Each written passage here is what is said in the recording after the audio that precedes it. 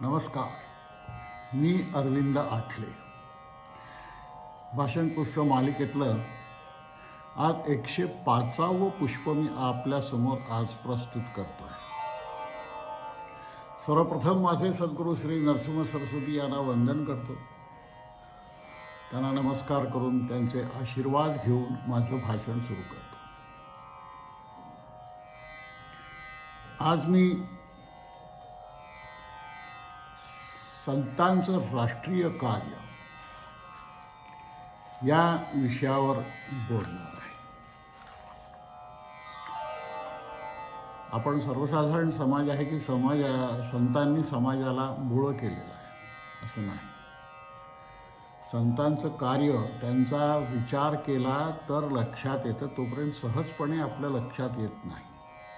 संतांनी आपल्याला नेभट बनवलं की काय अशीही अनेकांना शंका येते.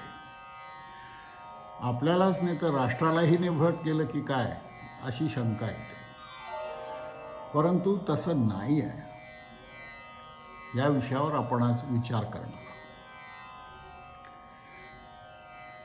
यामध्ये गुरुदत्तांच्या संबंधी नाना प्रकारची जेवढी माहिती उपलब्ध आहे तिच्यात बहुधा त्यांच्या अवतार कार्याच्या एकाच अंगाची माहिती आहे आणि उपासकाच्या दृष्टीने ती कितीही बहुल असली तरी आजच्या भाषेत ज्याला राष्ट्रीय असं म्हणता येईल असं या कार्याचं दुसरं अंगही आहे, तिकडे आपण लक्ष देत नाही. ही दुसरी बाजू लक्षात आणून द्यावी आणि तिच्यासंबंधी काही आपलं कर्तव्य आहे हे प्रत्येकाच्या लक्षात आणून द्यावं, हा या भाषणाचा हेतू आहे. श्री गुरूंच्याच काय, पण कोणत्याही संताच्या कार्याला काही एखादी राष्ट्रीय बाजू असू शकते ही गोष्ट आपल्याला पटत नाही. आजच्या कल्पनावरून प्राचीन घटनांचं मोजमाप आपण करू शकत नाही. राष्ट्र जे नाश पावतं ते प्रत्यक्ष बऱ्या वाईट घटनांनी नाश पावत नाही, तर ज्या तत्त्वज्ञानाच्या आधारावर ते राष्ट्रीयत्व उभारलेलं आहे त्याच्यावरील लोकांची निष्ठा चळल्यानं नाश पावत असते. ही गोष्ट आपल्या लक्षात येत नाही आणि इतिहासाची तशी साक्ष आहे. सर्व प्रकारच्या अद्ययावत चळवळी आज होत असूनही राष्ट्र नष्ट होण्याची आणि नष्ट करून पुन्हा उभारण्याची जी भाषा उच्चारली जाते आहे तिचं कारण मूळ तत्वावरील आपली निष्ठा ढळली हेच आहे.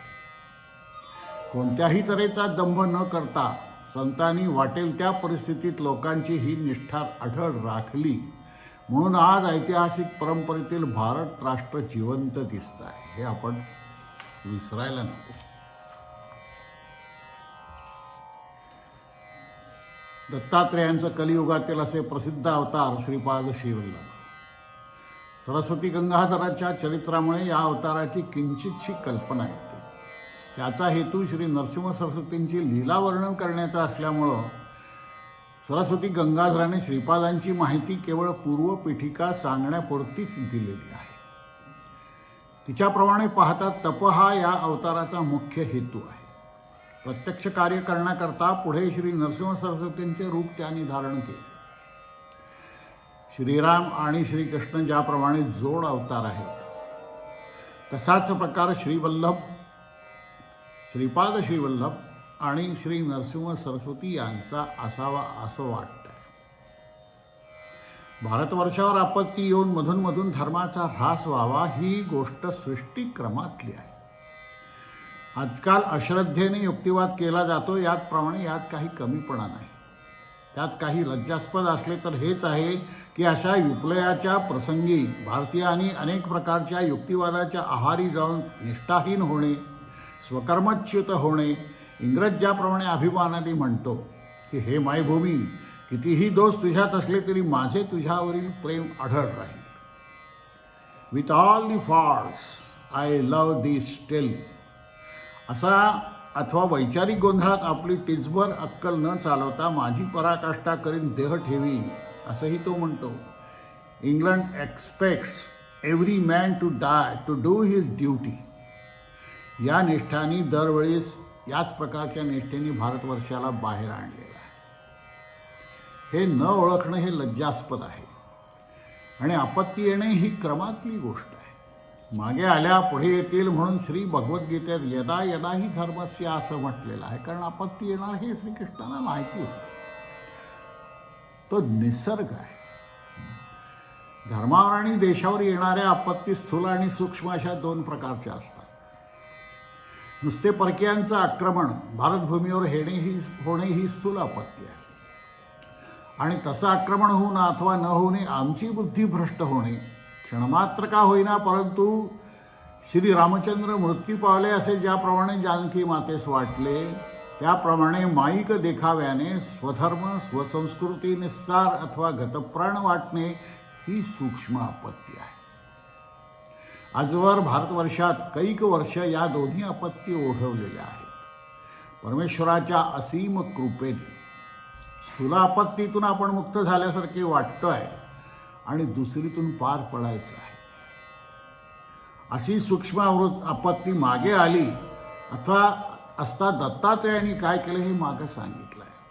परचक्राच्या बाह्य आपत्तीतूनही सहस्रा अर्जुनाकरवी भारताचे रक्षण केल्याचे आणि भारतातून म्लेच्छांना निःशेष हकलून दिल्याचे श्री विष्णू धर्मात्तरावरून दिसून येते. प्रस्तुतच्या आपत्तीतही त्यांनी केलेल्या कार्याचे आपण निरीक्षण करणार आहोत. हे काही महत्त्वाच्या गोष्टी आहेत. कशासाठी हे झालं आणि संतांनी पुढे जाऊन काय कार्य केलं. अधिकारी लोकांचा असा अनुभव आहे. श्री गुरूंनी आपला अवतार संपवलेलाच नाही. श्री शैल्य पर्वतावर ते गुप्त झाले आणि गुप्त रूपाने अजूनही ते आपले कार्य करीत आहेत. त्यांचं अवतार कार्यच अजून पूर्ण व्हायचं आहे. जेव्हा ते अवतार संपवतील, कसा काय संपवतील, पूर्ण कार्य पूर्ण झालंय तोपर्यंत अवतार नाही संपवला. ज्ञानेश्वरांनी जसा आपला अवतार न संपवता म्हणजे देहविसर्जन न करता समाधी घेतली त्याचप्रमाणे ही गोष्ट आहे. तसं करण्याचा हेतू उघड आहे. समाजात ज्यावेळी ऐश्वर्यामुळे आणि स्वास्थ्यामुळे माणसांचा अधःपात होतो त्यावेळी तत्त्वज्ञानावरील विश्वास पण नाहीसा होतो. त्या तत्त्वज्ञानाच्या अधिष्ठानावर सिद्ध झालेला जीवनविषयक दृष्टिकोन नाहीसा होतो आणि त्या तत्त्वज्ञानाच्या सारणीत बसवलेली समाजाची घडी आणि वैयक्तिक आचार विस्कळीत होऊन एकच अनास्था होते. अशा कलनाला म्हणजे गोंधळाला कलियुग असं म्हटलेलं आहे. अशी अवस्था अंतर्गत कारणाने किंवा बाह्य आपत्तीने सुद्धा होऊ शकते. बौद्धादी धर्ममते या अंतर्गत कारणाने आलेली आहे. त्यानंतर आलेली आपत्ती परचक्रासारख्या बाह्य कारणाने आलेली होती आणि त्याचाच परिपाक होऊन इंग्रजी राजवटीत दोन्ही आपत्तींनी उग्र स्वरूपे अनुभवास आली. आपल्याला नामदेवांनी म्हटल्याप्रमाणे ही पुढची आपत्ती हेरून तिला तोंड देण्याकरता ज्ञानेश्वरांनी भावंडासह अवतार घेतला. महाराष्ट्रातील संतांची चळवळ हे त्याचं दृश्य फळ आहे. अनेक संतांची मालिकाच्या मालिका ज्ञानेश्वरांनी उत्पन्न केली. या कार्याची दोन अंग होती. एक बाह्य आपत्तीचं निवारण करणं आणि दुसरं अंतरापत्तीपासून रक्षण करणं. परिचित भाषेत बोलायचं म्हणजे बहुत दिवसांचे माजलेले म्लेच्छांचे बंड मोडून काढणं आणि धर्मरक्षण करणं ही संतांची कार्याची दोन अंग आहेत. आज जास्तीत जास्त प्रचार असा चाललाय की संतांनी राष्ट्र बुडवलं असं म्हणणारे दोन विचारदोष करीत असतील. एक की गतकालीन घटनांचे मूल्यमापन सद्यकालीन मूल्यावरून करायचे नसते, ते सत्यास धरून कधी असू शकणार नाही. त्याप्रमाणे या काळांच्या घटनांचा बोध तत्कालिक परिस्थितीवरून घेतला पाहिजे. तत्कालिक लोकांच्या भावना, त्यांच्या धारणा, त्यांची साधन सामग्री, त्यांच्या अडचणी, त्यांच्या समजुती या सर्व प्रथम लक्षात घेऊनच त्यांच्या वर्तनाचा अर्थ लावला पाहिजे. ही गोष्ट ते लक्षात घेत नाही आपण. आणि दुसरा असं की इतिहासाचा सखोल अभ्यास न करताच अथवा भावनेच्या भरी जाऊन वेळेस इतिहासाचा विपर्यास करूनही ते हे सिद्धांत मांडत असतात. त्याच्या मुळाशी अशी प्रवृत्ती दिसून येते की पाश्चिमात्य देशात ज्या तऱ्हेने घटना घडल्या त्याच तऱ्हेने त्या सर्वत्र घडल्या पाहिजेत अशी काही आवश्यकता नाही. संतांनी लोकांना निवृत्तीपर बनवलं असे म्हणणारे वगैरे आक्षेप इतिहास विपर्यासाची ठळक उदाहरणे म्हणून दाखवता येतील. यात किंचितही तथ्य नाही. वरील दोष टाळून विचार केला तर असं दिसून येतं की आज राष्ट्र आपल्याला जे जिवंत दिसत आहे ते ज्ञानेश्वरादी संतांचा उपकार आहे. महाराष्ट्रात त्यांनी राष्ट्राची अस्मिता जागृत ठेवली म्हणून आज हिंदुत्व म्हणून ज्या काही वस्तू जगाला दिसत आहे, पारतंत्र्यासारखी आपत्ती जेव्हा येतात तेव्हा उघड त्यांची दोन कारणं असतात. एकतर कुठेतरी राष्ट्र दुर्बळ झालेलं असतं आणि दुसरं जेथे कोणत्या ना कोणत्या तरी बाबतीत जास्त बलवान असतं. ही परिस्थिती पालटायची म्हणजे एकीकडून राष्ट्राचं दुर्बलत्व कमी झालं पाहिजे आणि दुसरीकडून जेत्यांचे बल कमी व्हायला पाहिजे. असं झाल्याखेरीज निभाव लागत नाही. परंतु असं व्हायचं म्हटलं तरी कालावधीचं काम आहे. मधल्या काळात जेते लोक जितांची अस्मिता नाहीशी करण्याचा नाना प्रकाराने प्रयत्न करतात आणि पराजयाने उत्पन्न झालेल्या न्यूनगंडाने व्यापारामुळे जितही त्याला हळूहळू बळी पडतात. मनुष्य या नेत्याने त्यांचा अधःपात होतो आणि बहुत करून राष्ट्राचा नाश होतो. मानव समाज काही मरत नाही, तो राहतोच. कालांतराने पुन्हा स्वतंत्रही होतो, पण राष्ट्र मात्र कायमचे मरते. त्या मानव समाजाचे दुसरे राष्ट्र बनलेले असते. जगातील अनेक राष्ट्रांचे इतिहास जर पाहिले तर याची साक्ष पटेल. त्या राष्ट्रांच्या अस्मितेचा संबंध एकीकडून त्यांच्या जीवनविषयक तात्विक दृष्टिकोनात असतो आणि दुसरीकडून आचारविचारांशी असतो. इतिहासात, भारताच्या इतिहासात अनेक रंग दिसतात. अनेक प्रकार झाले आहेत, तरी देखील भारताने 10,000 वर्षापूर्वीचाच आपला रंग कायम ठेवला आहे. याचं कारणच हे आहे की वाटेल त्या परिस्थितीला तोंड द्यावे लागले आणि तात्पुरते तसे वागावे लागले, तरी भारताने काही ना काहीतरी करून आपली अस्मिता कायम ठेवलेली आहे. इस्रायलचं उदाहरण पहा. नेस्तनाबूत होऊन गेले, परंतु राखेतून पुन्हा वर आले. कारण राष्ट्रभक्ती जाज्वल्य रक्तात भरलेली आहे. ती आपल्यात आहे का, आपण चौकशी करावी आणि मग संतांना नावं ठेवावी. भारताला वेळोवेळी आलेल्या पारतंत्र्याच्या काळात ही अस्मिता कशी जिवंत ठेवता आली ही विचार करण्यासारखी गोष्ट आहे. मुसलमानांच्या आपत्तीच्या वेळी महाराष्ट्रात ही अस्मिता राखून ठेवण्याचे काम संतांच्या चळवळींनी केले असं निर्मळपणाने विचार करणाऱ्या कोणालाही दिसून येईल. संतांची चळवळ सुधारण्याची चळवळ नव्हती, ती वर्णविरोधीही नव्हती. महाराष्ट्रात जर त्यावेळेस वर्णविरोध असता तर महाराष्ट्राने सरसा महानुभाव संप्रदाय पत्करला असता, कारण त्याने वर्णाश्रमाला फाटा दिला आहे. त्याप्रमाणे धारकरी आणि वारकरी असा भेदसुद्धा नव्हता, उलट वारकरी धारकरी बनले. महाराष्ट्रात अस्मिता जागवण्याच्या या कामाला सुरुवात वारकरी संप्रदायाची होती. या वारकरी संप्रदायाला हाती धरून ज्ञानेश्वरांनी ती केली. त्यांनी केलेल्या प्रारंभाला पूर्ण स्वरूप देऊन त्याची वाढ श्री नरसिंह सरस्वतींनी केली आणि म्लेच्छांचे बंड मोडण्यापर्यंत त्याची पूर्तता शिवछत्रपतींना हाती धरून श्री समर्थांनी केली. नरसिंह सरस्वती आणि श्री समर्थ रामदास बुवा यांच्या कार्यातील विलक्षण साम्य आहे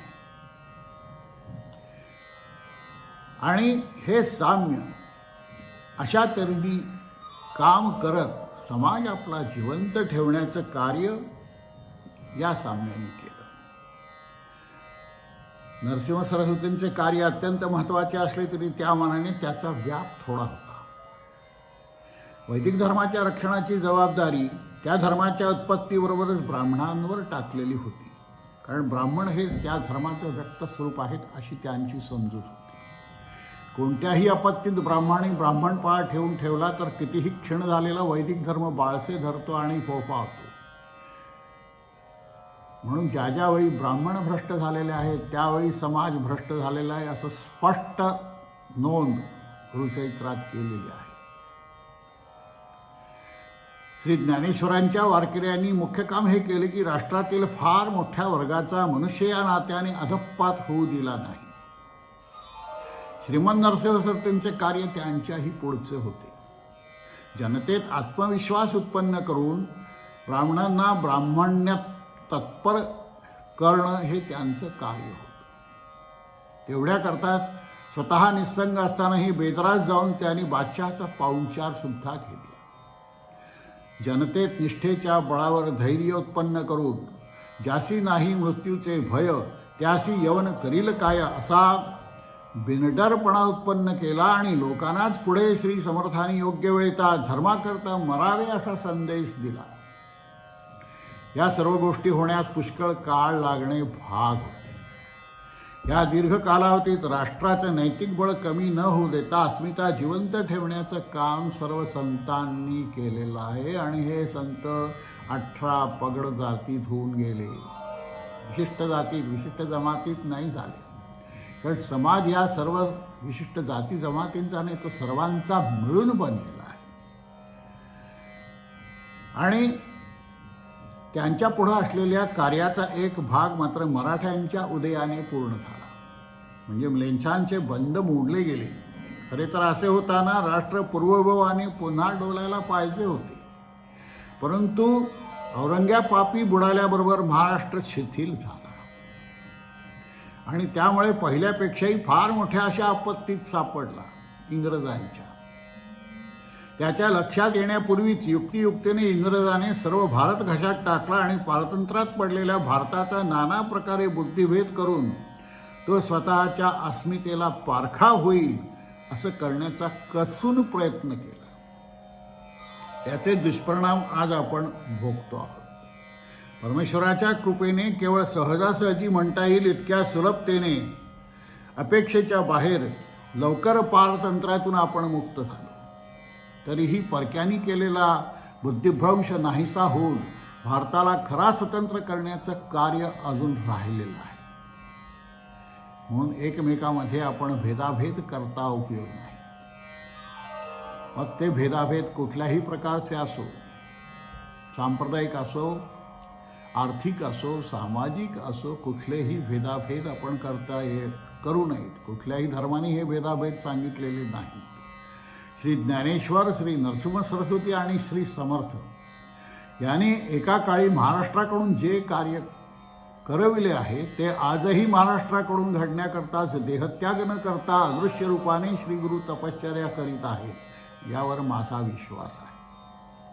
या कार्याची पूर्तता करण्याची जबाबदारी सर्व भक्तजनांवर येते आणि श्री गुरुचरित्राचा अवतार या गोष्टीची आठवण जागृत करून ठेवण्यासाठी आहे.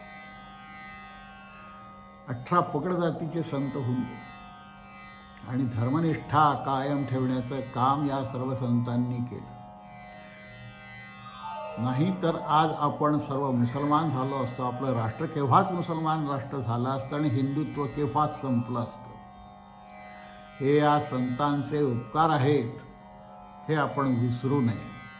त्याची जाणीव ठेवावी आणि काहीही माहीत नसता उगाच संतांवर देभटपणाचे आरोप करू नये. संतांनी तुकारामांनी काय म्हटले की हा मार्ग शूरांचा आहे. शूर माणसंच या मार्गात टिकतात आणि ही माणसं समाजामध्ये ध्रुवपद होऊन मार्गदर्शन करीत असतात आणि समाज सुधारणा त्यांच्याकडून होते. आज हे कार्य खरं म्हणजे खूप मोठं कार्य आहे आणि शंकराचार्यांची जी 4 पीठं आहेत त्यांनी आपापला अहंकार बाजूला ठेवून एकत्र येऊन समाजापुढे उत्थानाचं काम पुन्हा ठेवलं पाहिजे.